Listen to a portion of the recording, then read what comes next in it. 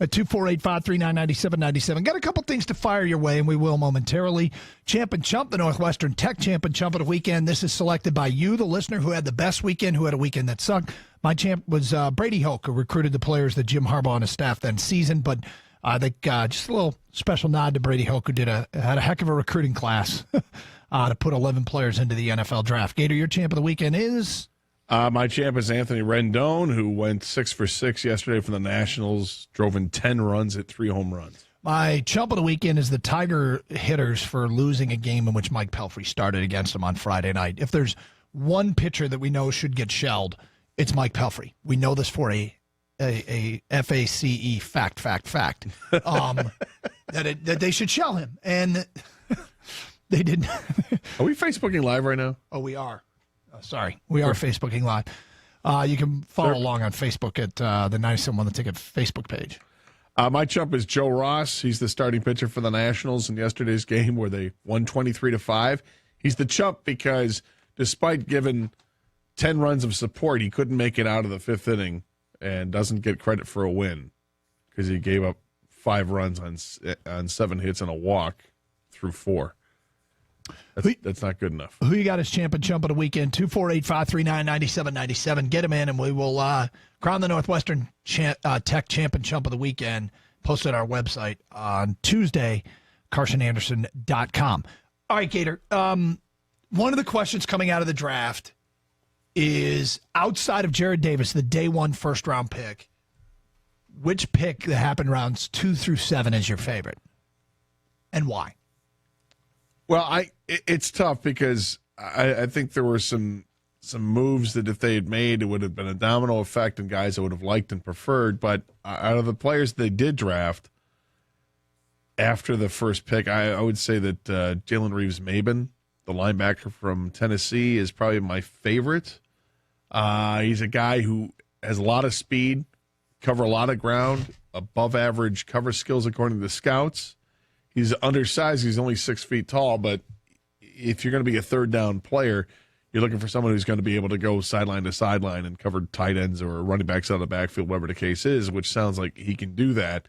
And he's a sure tackler, too. So I kind of like him. Plus, he's Cameron Maben's cousin. So there's that. There is that. My favorite pick rounds 2 through 7 is Jamal Agnew, the diminutive Flash, the Torero out of the University of San Diego, who had a good pro day, which piqued the Lions' interest. So they went and watched the film more. He didn't get invited to the combine, but he put up a 40 time that would have been faster than all of the corners at the combine. And he's a punt return guy. And he will probably be a nickel slot corner here in Detroit. But guys with blazing speed that make a difference on special teams are guys that I tend to like. And I do have to admit that there's a counterbalance because of Tabor being so slow with his 40 time. I mean, Tabor ran a slow 40 time at the combine. Oh, it goes, wait, hold up. I'll fix this at the pro day. And then he's slower at his pro day. Now, he was still faster than Josh Norman was, and Josh Norman, a great cover corner in the league right now. So the tape don't lie when it comes to Tabor. I think Agnew is a great small college find. Kang, we didn't ask you earlier, Kang, our producer, rounds 2 through 7, which pick is your favorite? I like Brad Kaya. Dude. And I just want – Jake Rudock is penciled in as the backup right now. And I thought they'd go, and they still might go get a veteran, to compete with that. But sure. Brad Kaya has huge upside. I know he's inconsistent. That's why he fell to the 6th round. But he's got the frame. He was winning a pro-style offense. There's a chance that they could have found something here. And just like New England, they kind of draft quarterbacks late. You never know. So they had him decently rated on his board and took him in the 6th round. If anybody's ever listened to this show, they know I'm a proponent of drafting a mid to late round quarterback every year. Because if you get one, you've got gold. You can practice squad a guy. And if somebody takes him, really, who cares? But if you find one, you've got that great commodity. First of all, you've got a great backup in case your starter gets hurt. But secondly is you can start moving around in the draft. One team that's been incredibly effective with that is the New England Patriots, who've spun guys into draft picks and into players. But I'm a big fan of that. So I get where you're coming from with Kaya. And now it's 2 drafts, 2 quarterbacks for Bob Quinn. 248-539-9797. I don't think they go quarterback next year. I don't like the idea of drafting a quarterback every year because I think you're wasting a pick every couple of years on that. If you want to go every couple of years, every 3 years on the quarterback, that's fine to me. But I just don't like the philosophy involved with it because I think if you have a healthy quarterback like the Lions have had with Matthew Stafford, you'll never find out what you have, and eventually you're going to have to get rid of somebody, and nobody knows how good they are. Yeah, I mean, within reason. You don't have to force a quarterback pick every year, but most years, more often than not, I'd like to see them take a quarterback. 248-539-9797, ticket text 97136. Here's some of the feedback we've gotten on people's favorite pick, rounds 2 through 7. My favorite pick was Kaya. Damn, I wish they'd taken Curtis Samuel. The man can score from anywhere on the field. That's from Mark. So he gave us the I wish they'd, because we get to our I wish they'ds coming up today at 12:20. Guys, I like the Galladay pick. He has Herman Moore, Calvin Johnson size, a bigger target for Stafford. That's from Quentin. Well, he's got the height. From an unnamed texter, the guy I'm most intrigued with is Michael Roberts, tight end out of Toledo.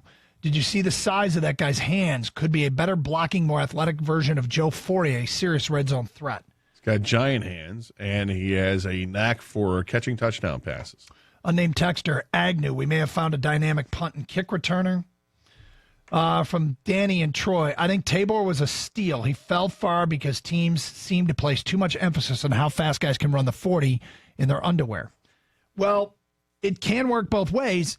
I'm glad you brought that up. I remember back in the day talking to a coach about a prospect that they recruited, and his 40 time was off the charts. And he said, we put him in pads, and we couldn't believe how slow he was.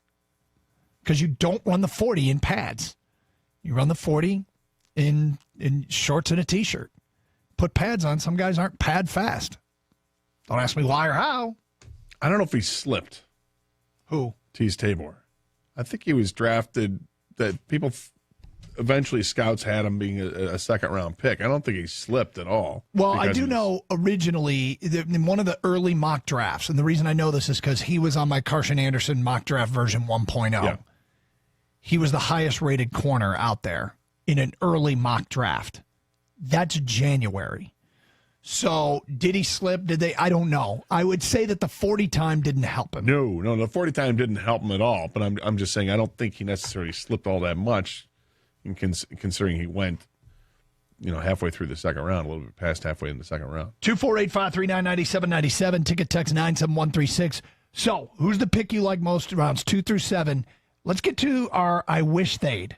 Who is it that you wished they'd taken? We'll have ours at 12:20. Plus, Gator, we got an Olivia Munn update from the Olivia Munn update desk, nice, as Valenti would say. We'll get to that today at 12:35. Suffice to say, Gator, she's hot. Yeah, oh yeah, no, she's very attractive. No, not that kind of hot. She's mad. Oh. We'll get to that at 12:35. 97.1 The Ticket.